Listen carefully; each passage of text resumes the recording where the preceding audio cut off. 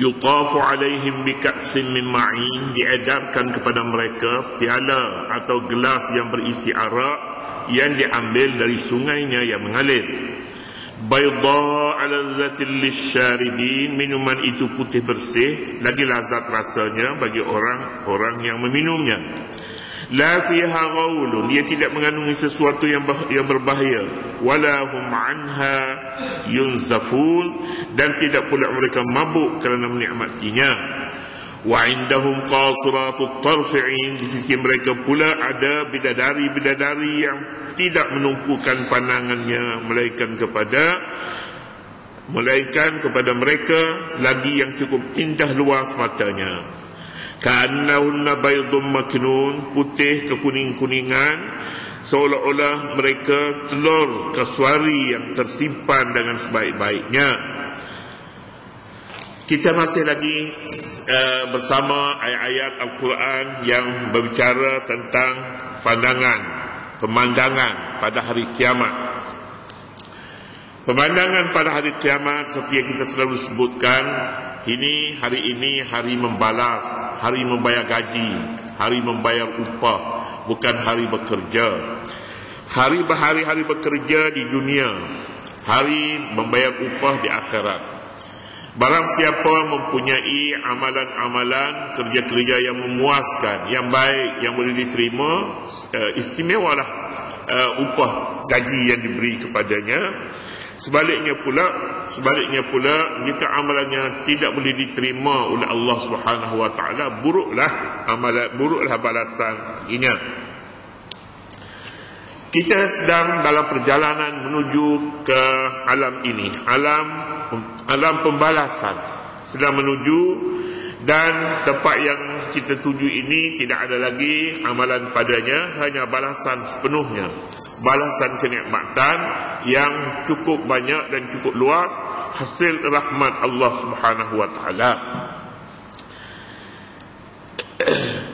Manusia di dalam dunia ini boleh berbuat apa sahaja, sebab dia mempunyai nafsu, dia mempunyai kebebasan memilih jalan mana, kiri kanan, dia boleh pilih sesuka hatinya.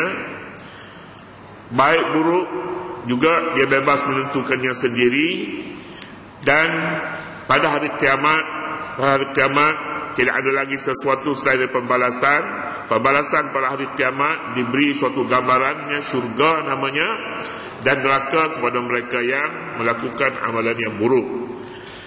Sambungan kepada kisah yang membicarakan tentang penduduk syurga ataupun hal-hal yang berkaitan ahli syurga, antaranya yutafu alaihim bika'sin min ma'in. Yutafu alaihim, diedarkan kepada mereka. Yutaf, diedarkan.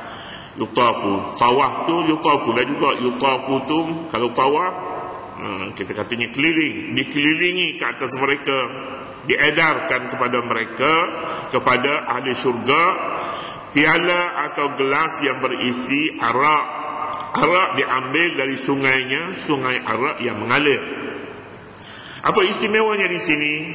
Istimewanya arak kerana di dunia ini semua orang kenal arak dan mahal harganya. Mahal. Kecuali air yang tidak arak.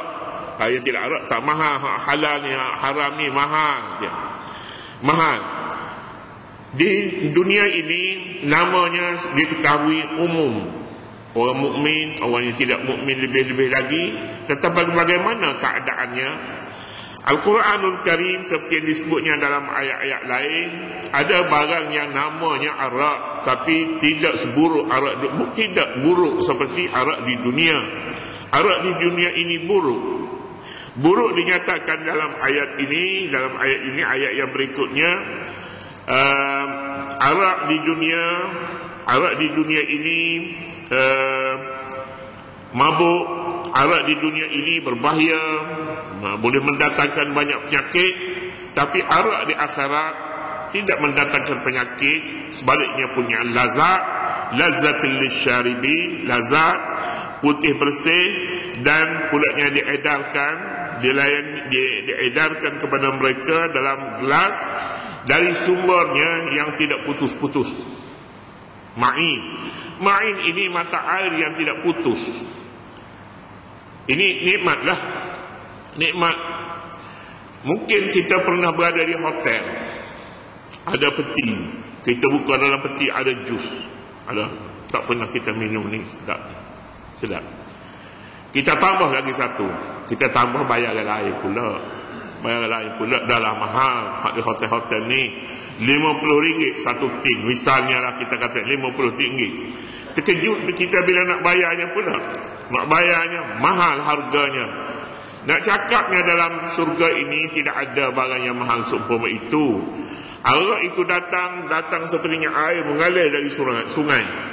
Air yang mengalir dari sungai, nak minum berapa gelas, nak minum berapa baldi, nak minumlah.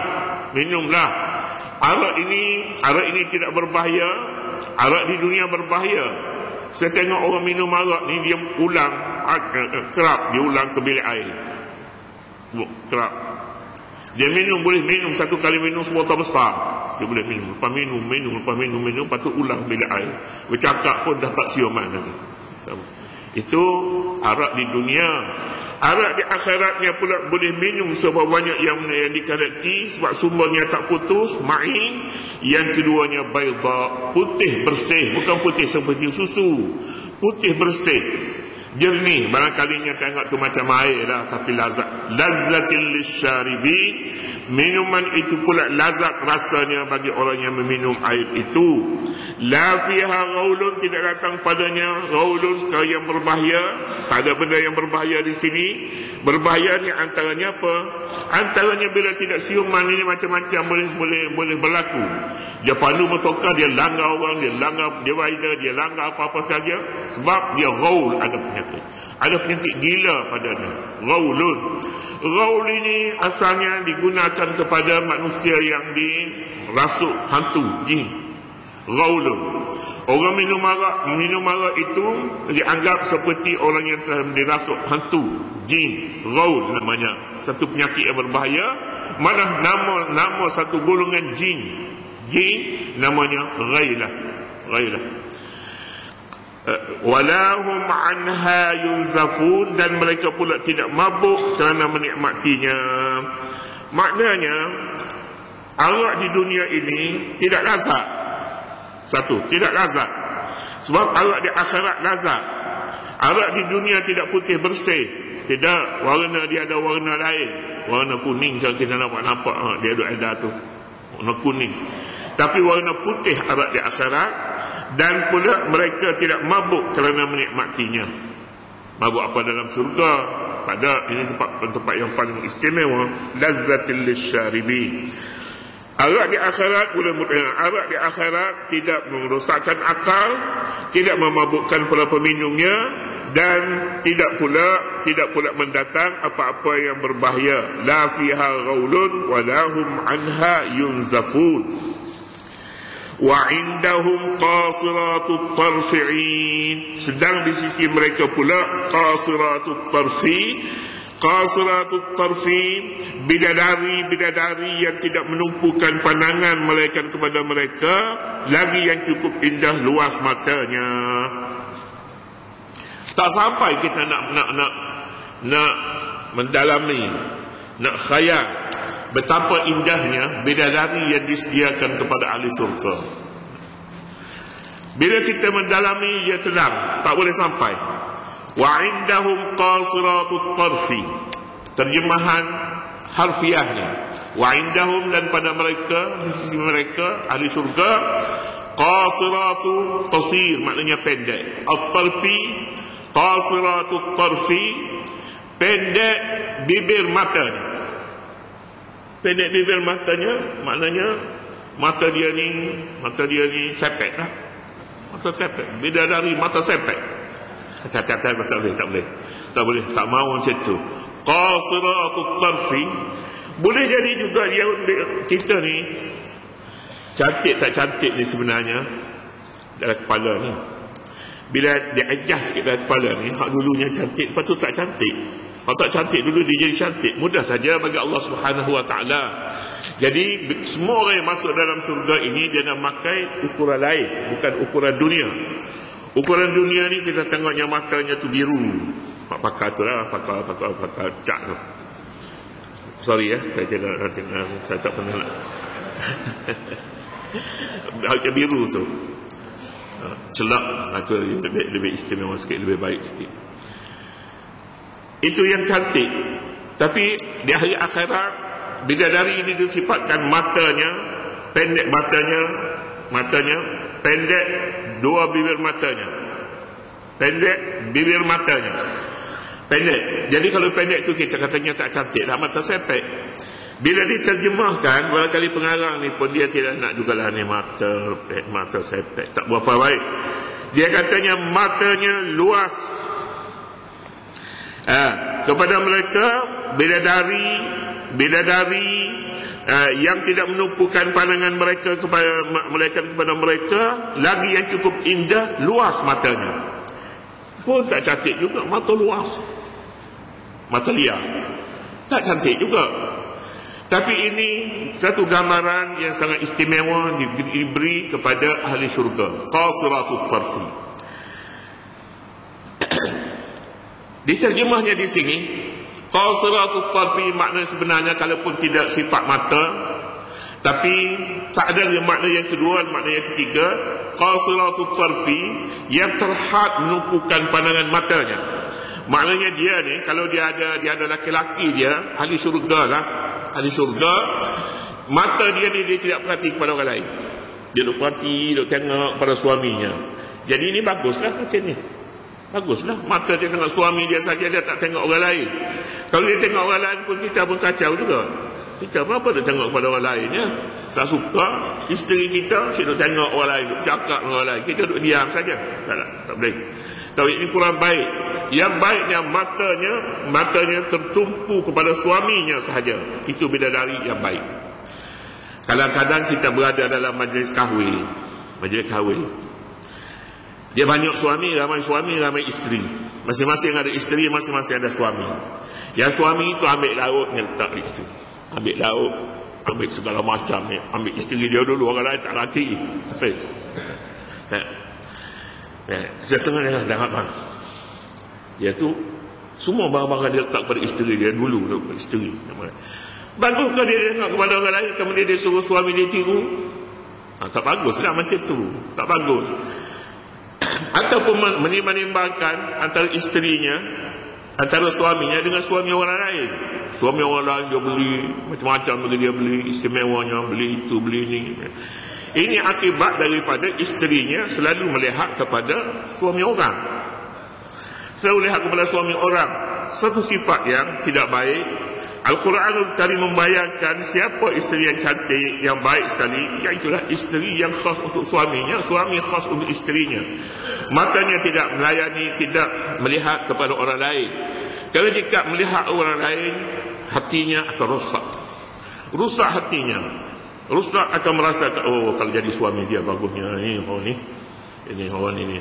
Kalau jadi suami dia cantik lagi, dia pula dia suka menyayangi isteri, macam-macam lagi lah misalnya. Jadi ayat ni boleh jadi ini dia katanya qasiratut tarfi, tertumpu untuk memberi khidmat kepada suaminya sahaja. Kemudian itu satu perkara. Perkara yang kedua pula boleh jadi bila bercakap tentang surga ini, suami saja, laki-laki saja mempunyai bidadari, tetapi orang isteri, orang perempuan pula mana bidadari dianya? Mana? Sebenarnya bidadari ke bidadara ke perkataan itu hurun ain saja. Hurun ain. Hurun ain bagi laki-laki pun hurun ain, bagi perempuan pun hurun ain. Masing-masing menjadi bidadari kepada antara satu sama lain. Suami menjadi bidadari kepada isteri. Kalau kita mau sebut bidadari pun bolehlah sebut bidadara. Bidadara kepada isterinya, isterinya menjadi bidadari kepada suaminya. Selesai. Cantik sama cantik. Penumpuan pandangan hanya kepada antara satu dengan lain dan tidak mengalihkan pandangan matanya kepada orang lain. Itu yang disebutnya dalam ayat ini, dan keterangan ini sebenarnya tidak bercanggah dengan mana-mana keterangan sekalipun. Hadis-hadis dhaif tidak boleh mentafsirkan bidadari ini. Hadis-hadis dhaif lebih-lebih lagi maudhu'. Mana satu hadis yang sahih, itulah menjadi tafsirannya. Tidak ada suatu hadis yang sahih yang tidak boleh dipertikaikan menyatakan isteri yang tak ada kenikmatan ini. Jika dia tak ada lah syurga bagi. Syurga disediakan kelebihan untuk orang lelaki saja, kepada orang perempuan tidak. Satu. Yang keduanya, bila masuk dalam syurga ini, dia dah adjust dari sini, dalam kepala kita ni segala keistimewaan. Jadi oleh yang demikian dia tidak mempunyai sebarang masalah pada nikmat-nikmat ini. Jika ada orang perempuan merasakan dia ahli syurga dan ada kekurangan di sana, di mana kaum lelaki saja yang mempunyai, maka itu adalah sesuatu yang tidak tepat. Kemudian seterusnya, ka'annahun nabaydun maknun. Bagaimana pula rupa bidadari ini? Rupanya seperti telur yang baru dikupas kulit. Telur yang baru dikupas kulit, cantik.